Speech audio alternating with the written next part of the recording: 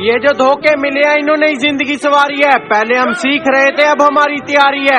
हम गेम बदलेंगे नहीं, सीधा खत्म करेंगे, क्योंकि अब हमारी बारी है।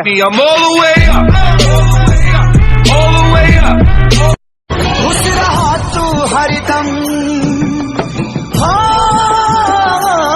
खुश रहा तू हरदम, दिल से है बादुआ, सांस बन के बसल, सांस बन के बसल, बाड़ू तू शरीर में, नई तकदीर में जा, प्यार नहीं के लिखल हाथ के लकीर में, नई तकदीर में जे जा।